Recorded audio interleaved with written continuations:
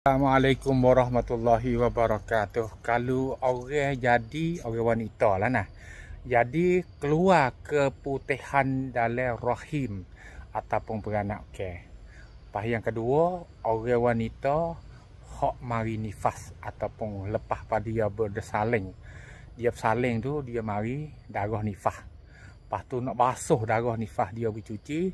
Lepas tu orang yang tak ada bedah, tak ada beranak ataupun tak ada bersaling tu, kalau dia ada penyakit keluar keputihan ataupun redu ขาว สำหรับสุภาพสตรีที่เป็นโรคระดูขาวแล้วก็สุภาพสตรีที่คลอดลูกที่มีหลั่งน้ำขาวปลาเขาเรียก darah nifas ni bahasa Thai dia panggil น้ำขาวปลา lepas pada dia beranak tu dia nak tubik น้ำขาวปลา lepas pada dia bedah ataupun dia tak bedah pun ikutlah dia bersaling tu dia nak keluar น้ำขาวปลา ataupun orang panggil kata nifas.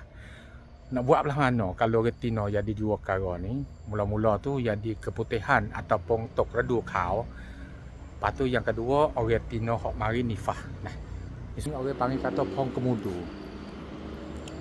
Malaysia panggil mengkudu, atau Thailand panggil kemudu. Kita ambil kulit dia supaya nak ambil hal di bawah mudah untuk diri payah. Ni.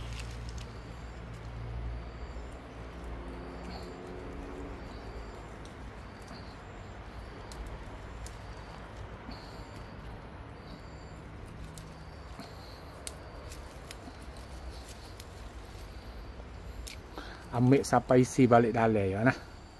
Kulit dia pun kita ambil, lepas tu isi balik dalam dia pun kita ambil. Wih,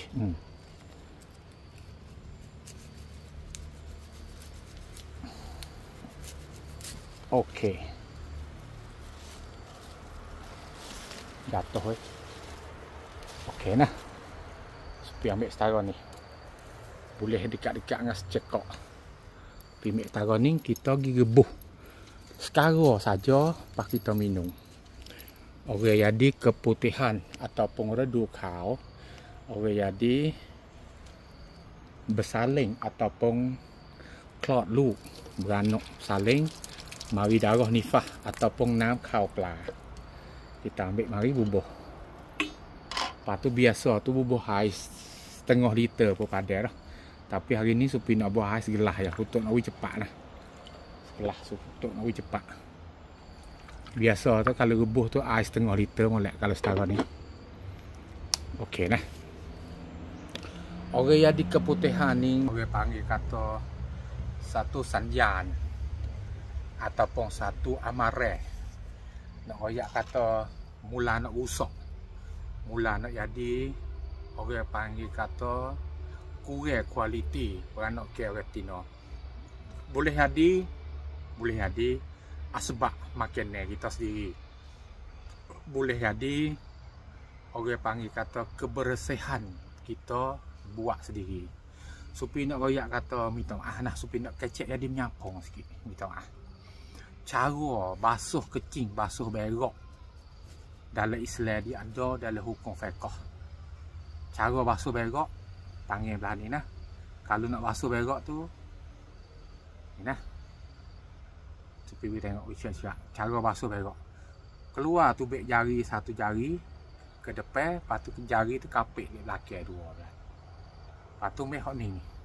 Hok keluar tubik mari kita sapuh punggung kita ataupun kita sapuh dalam beranak ke rahim kita.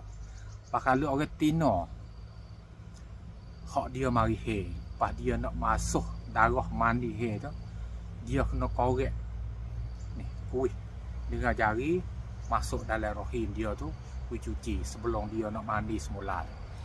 Jadi kita nak niat aku nak mandi akad adah besar kerana Allah Ta'ala tu, sebelum tu kita kena cuci dulu ni. Buat jari belah ni. Kita nak basuh berak pun sama, buat belah ni. Yang kedua, belai-belai kita dok gonyuh ataupun sapuh di punggung kita tu, kita kena buat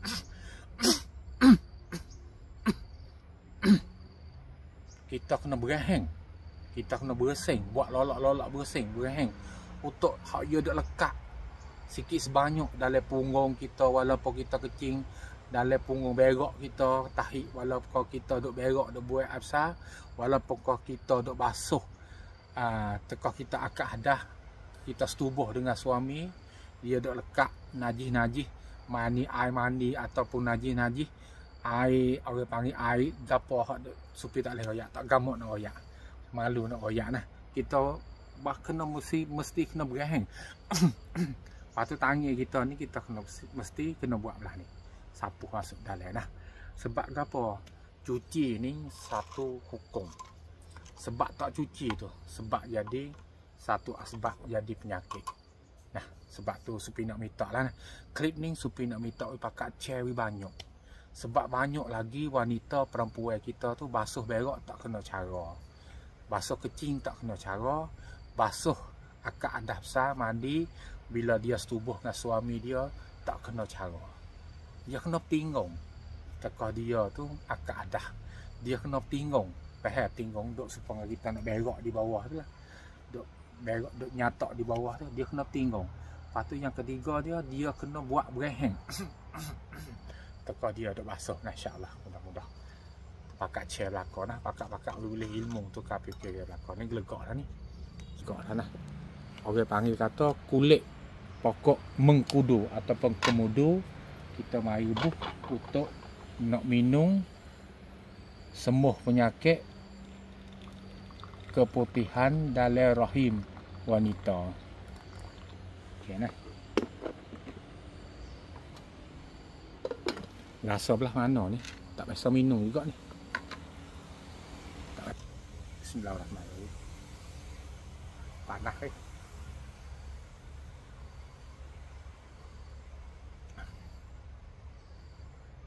Tak kelak, tak pahit, tak gapo, cuma bau mau sikit-sikit.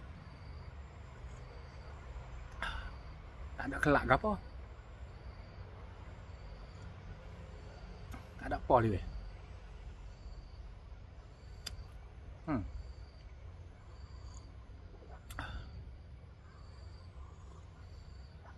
Biasa ya. Lepas tu pia yang di keputihan, pia yang di nifah lepas beranak mana tu, minum 2-3 kali sehari pun boleh.